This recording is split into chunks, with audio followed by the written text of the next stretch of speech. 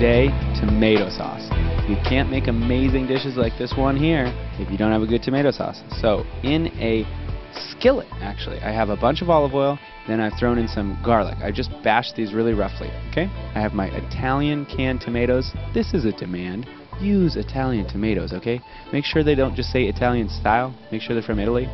Okay, now I use that as a measuring cup. I put about half a can of red wine per can of tomatoes. I'm decided to go with 2 cans of tomatoes here, so I got 1 more can of tomatoes and 1 more half cup of the red wine.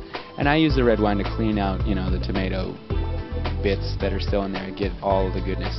Okay, so I use a combination of dried herbs and fresh herbs. I have dried Italian mix, which is, you know, sage, thyme, marjoram, basil, and then I use some fresh rosemary. Just 1 sprig is enough. Then I get some balsamic vinegar in there for some really rich, kind of sweet and tart flavors. I give it 1 nice little stir up here, and then I leave it alone. Now I'm doing it in a skillet, so I can do that.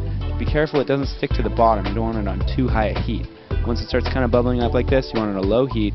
But this is 2 minutes of me cooking this on a time lapse in 10 seconds, okay? So you can see it bubbles up just really nicely here. I don't have to do anything. Now I come in here, maybe break up the tomatoes a little bit, make sure things are coming along nicely. At this point you can take out your rosemary, your garlic bits, or, oh, I left one in there, you know, for some good flavor. And you can see it'll actually just melt down just like this. So now, we're at the end, we can use seasoning. So let's put in the salt now. If we put it in earlier, it would just boil down and become too salty. We put it in towards the end, right? So salt it to taste. That means taste it. Make sure it's not too salty. Make sure it still needs the salt.